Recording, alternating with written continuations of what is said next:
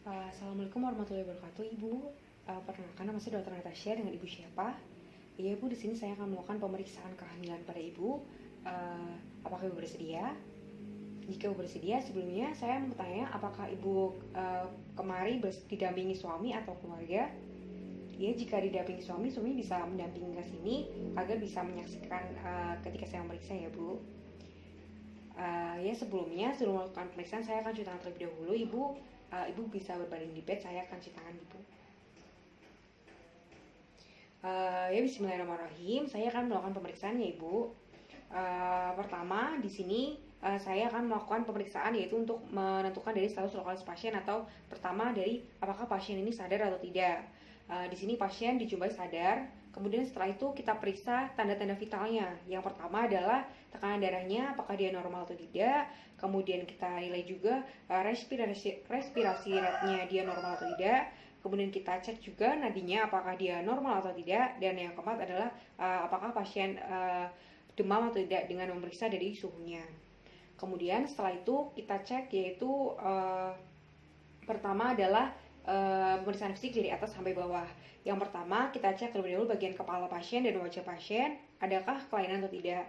Seperti mungkin pada mata apakah ada konjungtiva anemis dan apakah ada edem palpebra atau ada kelainan yang lain. Kemudian setelah itu kita lihat bagian leher pasien apakah ada kelainan atau tidak. Setelah itu kita cek juga pada bagian ekstremitasnya apakah terdapat kelainan atau tidak. Setelah itu kita bisa cek yaitu pada bagian abdomen. Di sini kita akan suruh pasien untuk membuka bajunya sehingga perutnya terlihat. Permisi Ibu, ini saya akan melakukan pemeriksaan di bagian perut Ibu dan mungkin akan sedikit menyentuh bagian tubuh atau bagian perut Ibu. Apakah Ibu tidak apa-apa, Bu? Ya Bu, jika tidak apa-apa bisa bajunya diangkat ke atas sehingga perutnya bisa terlihat ya Bu. Kemudian bagian yang tidak dilakukan pemeriksaan bisa kita tutupi dengan menggunakan selimut. Bismillahirrahmanirrahim ya Bu, saya akan melakukan pemeriksaannya ya Bu. Di sini saya akan pertama adalah melakukan pemeriksaan yaitu inspeksi pada bagian abdomennya terlebih dahulu.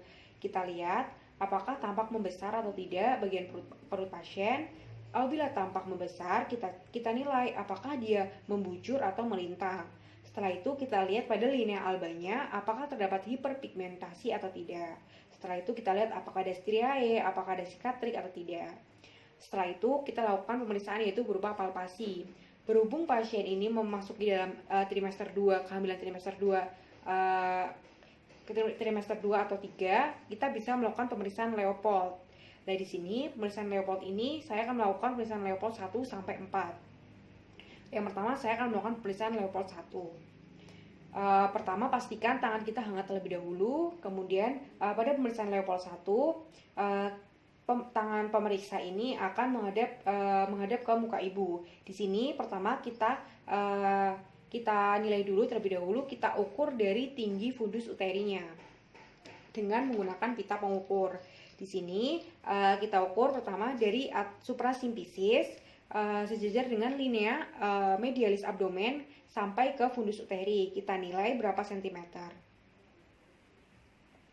Setelah itu, dari penilaian tinggi fundus uteri ini, kita bisa menilai umur kehamilan dari janin dan kita juga bisa menilai dari berat badan janinnya sudah berapa kilo. Dengan nanti menambahkan dengan tambahan penilaian apakah janin bagian bawah janin sudah melewati PAP atau belum.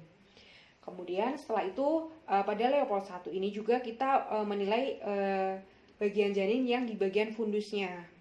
Pertama kita cek, permisi ya Bu.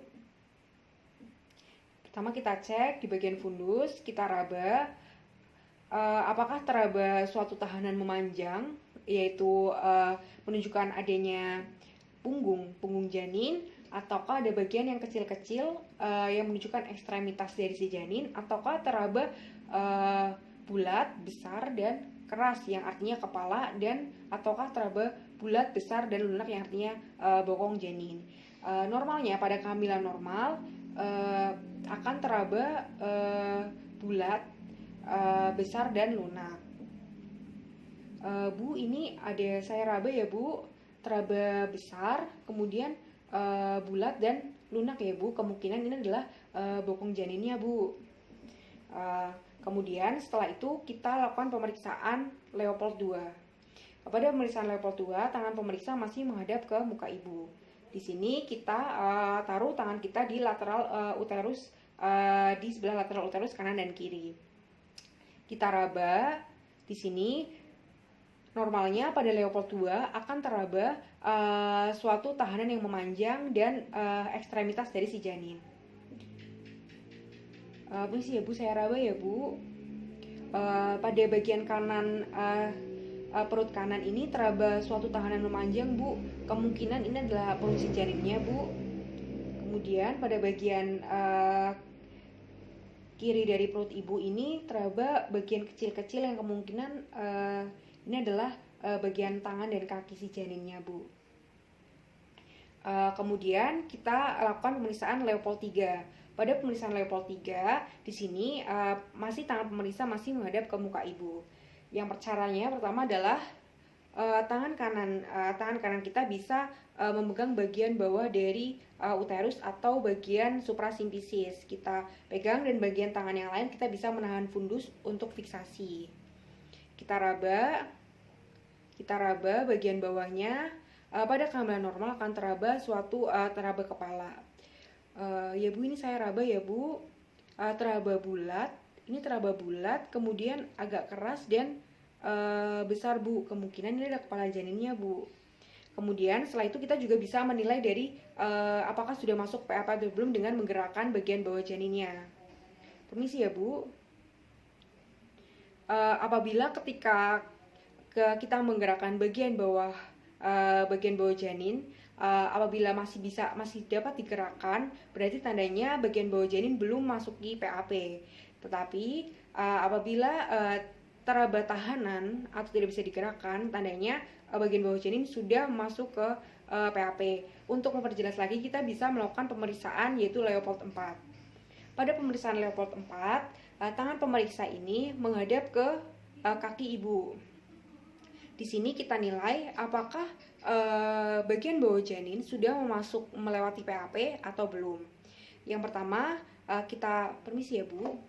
Pertama kita gunakan dua tangan kita, kemudian kita raba di bagian bawah uterus atau di suprasimpisisnya. Kita raba.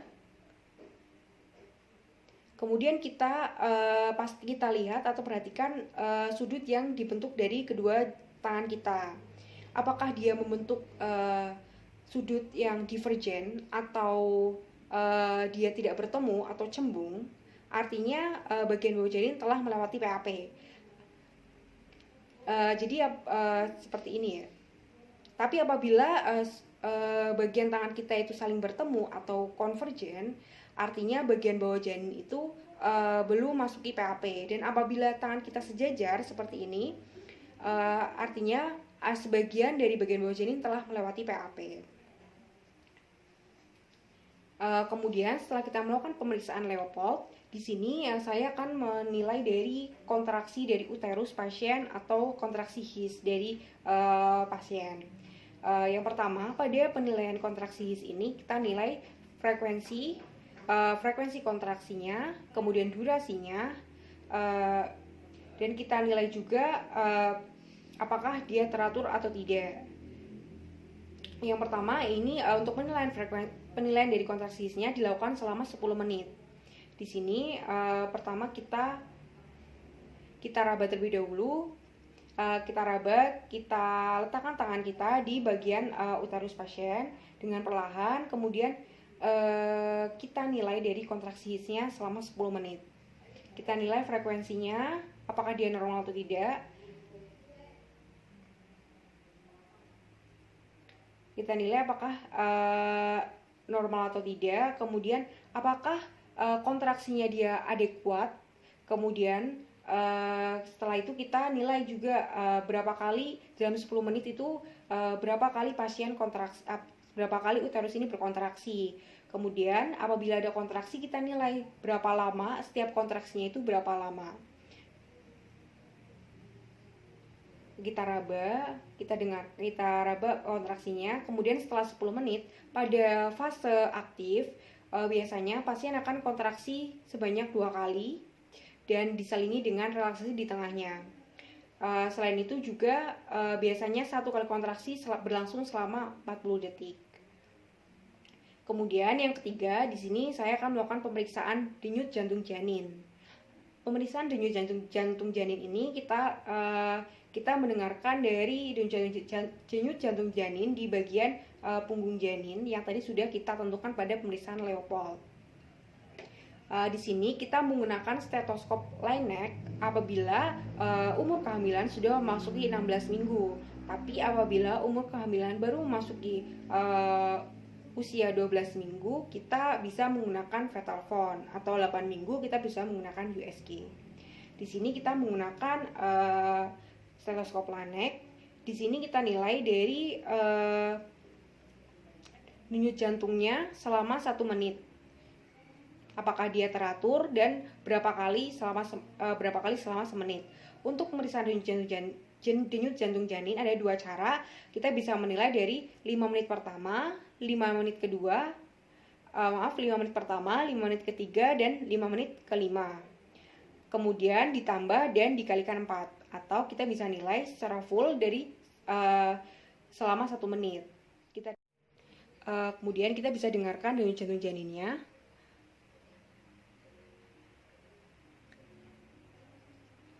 Selama 1 menit.